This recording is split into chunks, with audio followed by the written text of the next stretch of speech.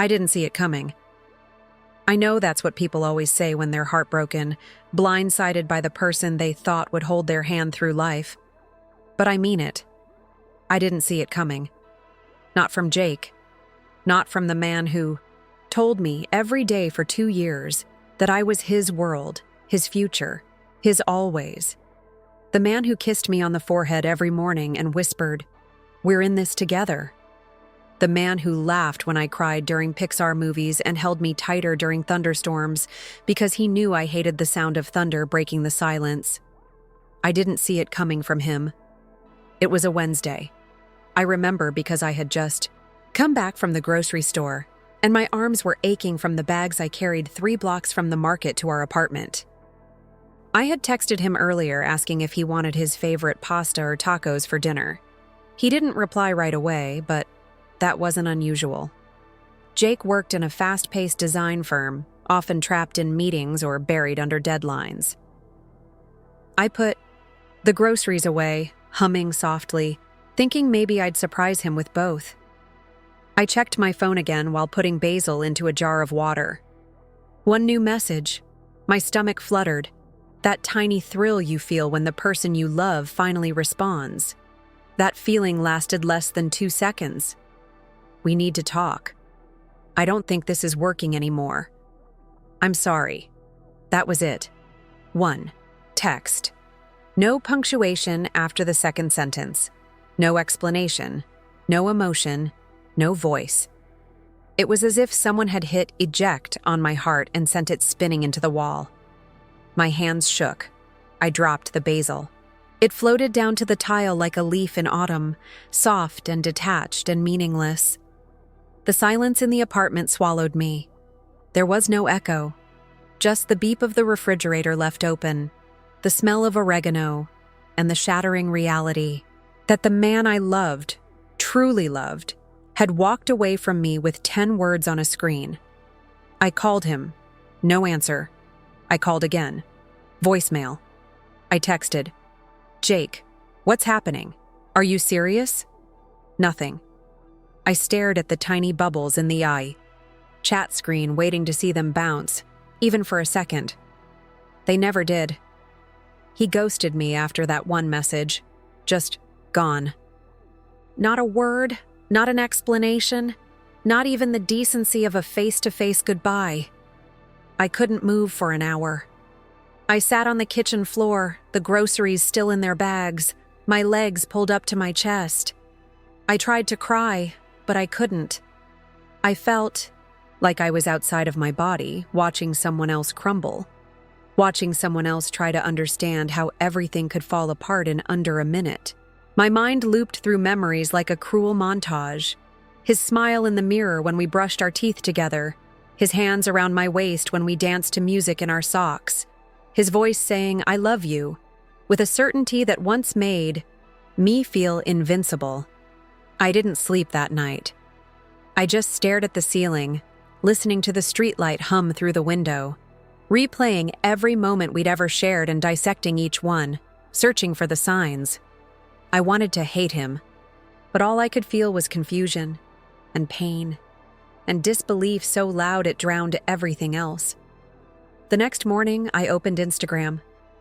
He had already deleted every photo of us, every caption, every tagged moment, every sign I ever existed. Just like that. Gone. It felt like someone had erased me from his life with a single swipe. The worst part? I saw a new story. A photo of his latte at the office. The caption read, "On the grind, new chapter." That was when something inside me cracked. It wasn't just the breakup. It wasn't just the cowardice of a text. It wasn't just the ghosting or the erasure or the absolute indifference in how he discarded me. It was the audacity of smiling into the next day like I never mattered. Like I was just an old song stuck in his playlist, deleted without a second thought. That was when the idea came. It started as a whisper, a joke in my mind, something petty and ridiculous and immature, but it grew. Oh, how it grew. Every time I remembered the sound of that text arriving, every time I opened my photos, and saw our memories staring back every time a mutual friend messaged me with, "Are you okay?" How the whisper got louder. What if I didn't let him just walk away without seeing what he'd done? What if I turned his indifference into a stage? What if his cowardly little message, the one that broke me, became something massive? Something no one could ignore? So I did what any heartbroken woman with a little money saved, a good job, and a deeply wounded sense of theatrical justice would do. I bought a billboard. At first, the idea was just a passing fantasy, a wild daydream I entertained in between bouts of sobbing and scrolling through old pictures of us. But it didn't stay a fantasy for long. The more I thought about it, the more it began to make sense. Jake worked in downtown Chicago, in one of those tall, glass-paneled buildings where every floor looked like a scene from a startup ad. Exposed brick walls, craft coffee machines, and people in sneakers making six figures. He parked his car in the same lot every day, past the same intersection at Clark and Lake, where the morning sun hit the metal frame of a giant billboard like a spotlight. That was the one. I couldn't sleep again the second night. My head was buzzing, not with sadness now, but adrenaline. I spent hours searching for local advertising companies. I never realized how easy it was to rent a billboard. Turns out, you don't have to be Coca-Cola or McDonald's. You just need a debit card, a clear message, and a little boldness. I had all three. The next morning, I called a company, Impact Ads. The woman on the phone was bright, chipper, and entirely unaware of the storm behind my voice. "Hi, I'd like to rent a billboard near Clark and Lake." "Absolutely," she said. "We have one available just 2 blocks from the L stop, lots of foot and car traffic. What's the message?" There was a pause. I could hear her typing. I took a deep breath and said it slowly, letting the words take shape in my mouth like something sacred and sharp. He dumped me over text. So here's the text. "Have a nice day, Jake." Another pause. "Would you like that in quotes?" "Yes," I replied. Big, bold quotes. Make it look clean, classy. White background, black letters, Helvetica, minimalist. Just the words. Nothing else. Except? Add a little broken heart emoji in the corner. Not too big. Just enough. She chuckled. I could hear it in her throat, hesitant and curious, the way people react when they're not sure if you're kidding. But I wasn't, and I think she knew it. "It'll go up next Friday," she said, typing away. "You sure about this?" I've never been more sure about anything in my life. After I hung up, my hands were trembling. It was done. It was happening. I had paid for a billboard to publicly immortalize the most humiliating moment of my life. And yet, for the first time since the breakup, I felt alive. Not angry. Not broken. Just alive. The days passed slowly. Every hour felt like it was dragging itself across the calendar. I tried to distract myself, went to yoga, binge-watched crime documentaries, even deleted Jake's contact info to keep from obsessively checking his online status.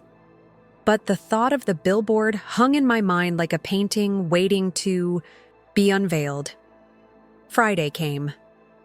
I woke up early, dressed in all black like I was going to a funeral, which, in some twisted way, I was. I made a thermos of coffee, got into my car, and drove downtown. I knew I could have waited for someone else to send me a photo. I knew it would show up on social media eventually.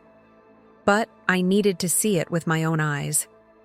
I needed to stand on the sidewalk, face tilted to the sky, and watch the quiet revenge I had created come to life.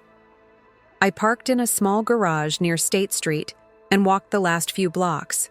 The morning was bright, the sun unapologetically bold as it poured gold onto the pavement.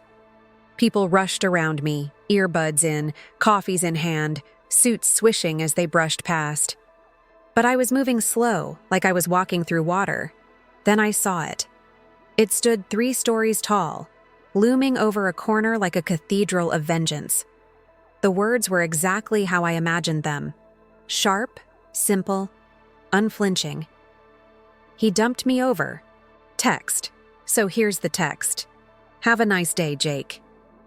I stared at it, breath caught in my throat. Cars rolled by beneath it.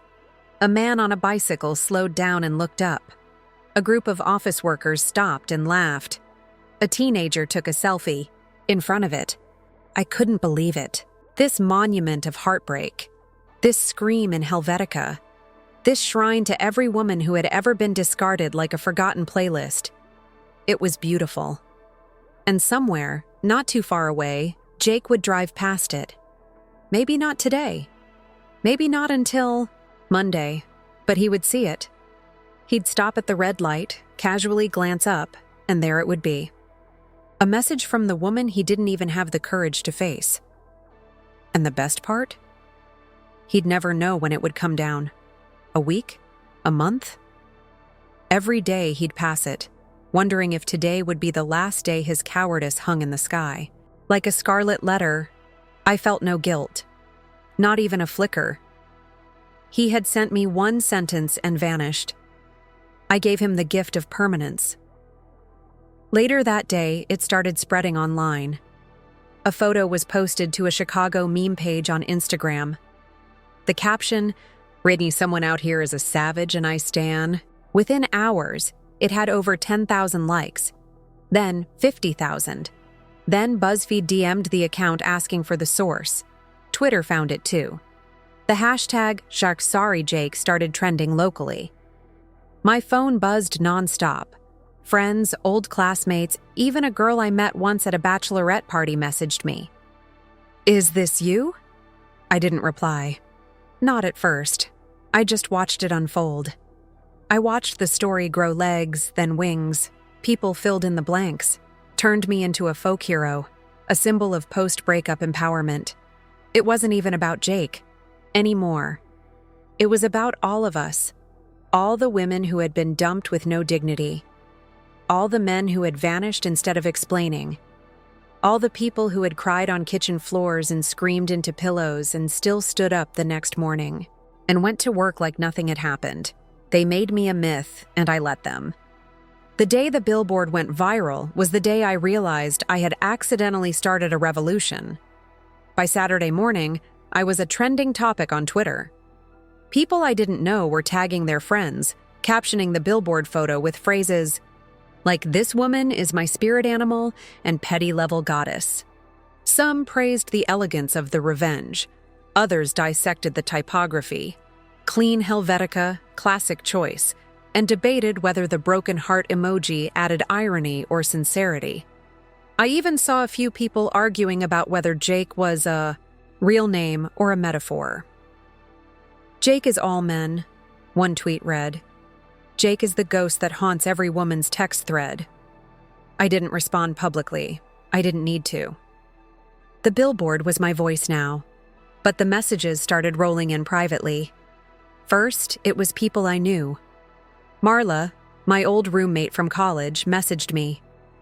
"If this is you, I just want to say, you're my hero. Let's get drinks soon. I want to hear everything." Then it was coworkers who had seen it and connected the dots. Then ex-boyfriends. Yes, ex-boyfriends. Ben from senior year of college. "Whoa, didn't expect to see you trending. Wild stuff. Hope you're okay." And then, of course, Paul, the one before Jake, who had broken my heart in quieter, more polite ways. "I always knew you had guts. Just didn't know you had Billboard guts." But beyond that, strangers began reaching out. Women mostly. So, many women. A teacher from Portland. I saw the Billboard and cried. I was ghosted after a 5-year relationship. You gave me closure I didn't know I needed. A woman from London. I screenshotted your Billboard and put it as my wallpaper. "I feel less alone today because of you." Someone even emailed me a poem they had written, titled, "The Girl Who Printed Her Pain." And though it was a bit melodramatic, I read every word and wept in the quiet, surrounded by the glow of my laptop. It was surreal. I had turned heartbreak into spectacle, and now the spectacle had become collective grief and rage and healing. But behind all the digital confetti, I was still just me. A girl sitting in her apartment alone at night, staring at an empty side of the bed, wondering if he had seen it yet. It wasn't until Monday morning that I got my answer. He called. Not a text. Not an email. Not a social media comment. He called.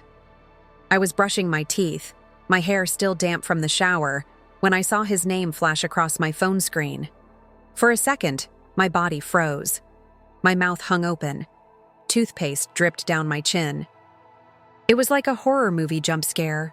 Everything around me moved in slow motion while my pulse tripled. Didn't answer. I let it ring. Once, twice, 3 times. Voicemail. He didn't leave one. A minute later, another call. I stared at the screen. Jake, I answered. Hello? There was a pause, the kind that carries heat and tension and confusion all in one breath. Jesus, he said. Did you really put my breakup text on a billboard? I didn't answer right away. I let the question hang. I wanted him to hear his own words. You sent me 10 words and then disappeared, I said finally. My voice didn't shake.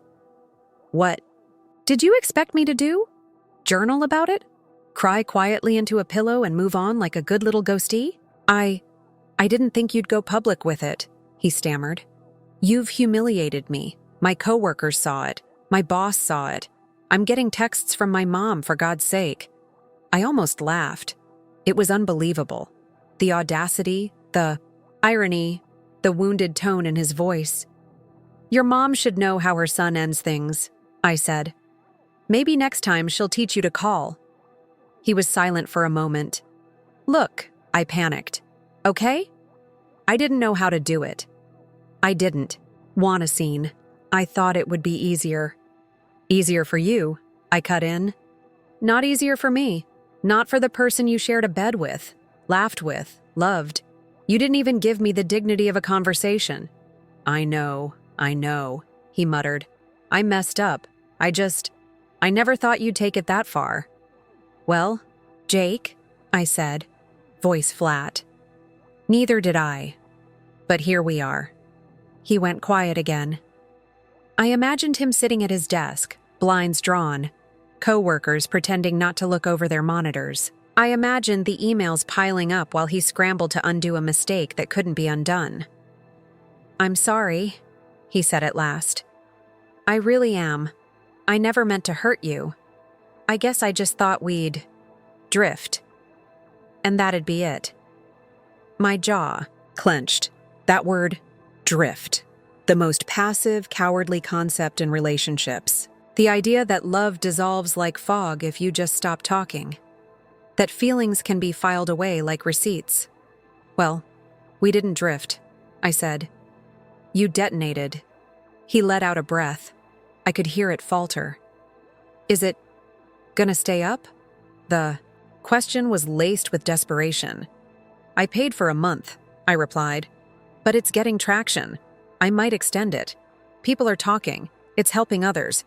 That's not your story to share, he snapped suddenly, voice rising. That was the moment something inside me flared like wildfire.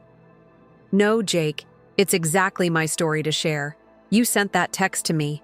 You disappeared on me. You left me, crying on a floor with groceries still in the bag. You made your choice. Now you get to live with the echo. He didn't respond. He didn't hang up either. For a full 30 seconds, all I heard was the static of his breath. Then finally, he spoke. Goodbye. Goodbye, Jake. I hung up. This time, I ended it. The next day, the story was picked up by BuzzFeed and then HuffPost. A journalist named Serena emailed me. She wanted to interview me for a feature called Digital Breakup Justice: How One Woman Took Her Pain to the Sky. I agreed. We met at a small cafe near Wicker Park. She was kind, younger than I expected, wearing oversized glasses and a vintage trench coat. She recorded the interview on her phone, asking thoughtful questions, not just about Jake, but about what it meant to take control of a narrative so many women feel powerless in. Did it help? She asked finally, pen poised. The billboard, the attention, all of this? I thought for a moment. I looked out the window at a couple holding hands, laughing, unaware of the scars we all carry beneath our coats. It helped me feel seen, I said, and that's more than I ever got from him. She smiled and closed her notebook. The article came out 3 days later. It painted me as a poetic justice warrior, and while I didn't fully relate to the grandiosity, I appreciated the nuance. It wasn't just revenge. It was visibility. It was voice. But not everything was praise. Some people called it overkill, called me unstable, petty, immature. I saw tweets like, "This is why men are scared of commitment," and "Imagine airing your dirty laundry this publicly. Cringe." At first, those words stung. But then I remembered something I read in a memoir once. You can't be a mirror for truth and not expect people to squint. And if my pain made people squint, if it forced them to look at something raw and unfiltered and messy, then maybe it was worth it. Maybe it was just the beginning. It's strange how something can start as grief and slowly twist into clarity. It doesn't happen all at once. It unravels in moments. Like how, 2 weeks after the billboard went up, I walked past a flower shop and didn't think of the time. Jake surprised me with sunflowers. Or how, when I saw a couple arguing in a parked car, I didn't flinch because I finally understood that love without honesty is just manipulation in a nicer costume. The billboard stayed up for 6 weeks. Originally, I paid for 1 month. But then a woman named Deirdre from the advertising company emailed me. She told me the billboard had gotten more engagement than any ad they'd run in that location in the last year. Brands wanted to partner. Influencers were tagging it. People were even leaving sticky notes at the base of the pole. Messages like, "You're not alone," and "Same girl." Deirdre offered me a discount to keep it up longer. "Think of it as a cultural landmark," she said. I laughed. A landmark built from the ashes of a breakup. By then, I had become something of an unofficial spokesperson for Heartbreak with Bite. I was invited onto a podcast called Soft Vengeance, hosted by 2 women who told me I was a patron saint for the dumped and discarded. I appeared in a TikTok documentary made by a film student. People recognized me on the street, not often, but enough to turn my solo coffee runs into mini therapy sessions with strangers. One woman approached me in line at a bookstore. "Hey, sorry to bother you. Are you the billboard girl?" I turned to her, surprised. Yeah, that's me." She bit her lip. Her eyes welled up. My fiancé ghosted me 6 months before our wedding. Just vanished. Your story, it gave me something to hold on to. I didn't know what to say. So I reached out and hugged her. We stood in the aisle between self-help and poetry, 2 strangers tangled in a moment that only pain could thread together. Somewhere around week 3, Jake's sister messaged me. Her name was Ava. I had met her once, briefly, at a brunch during the early months. She always seemed kind, quiet, almost unsure of how to live around her brother's energy. Her message was surprisingly gentle. "Hi, I saw the billboard. I know this might be weird, but I just want you to know, not everyone in his life thinks what he did was okay. He's been like this forever, leaving things undone, avoiding mess. Thank you for not letting him get away with it quietly." That message stayed with me more than any other. It reminded me that the story wasn't just mine, or Jake's, or the internet's. It was part of something larger, messier, older than all of us. The eternal silence women are taught to swallow after being left. the socially sanctioned vanishing act that turns love into a disappearing trick. And suddenly, I felt something unexpected. Peace. Real peace.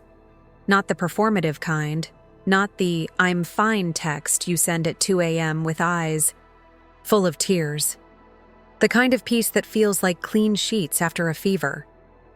The kind that comes after truth, even the messy kind, and with peace came the desire to move forward. I took the Billboard down in the 7th week, not because I regretted it, but because I was done needing it. It had served its purpose. It had screamed when I couldn't. It had held my rage when my hands were too tired to clench fists. It had spoken a truth that echoed louder than any goodbye I could have ever said to Jake.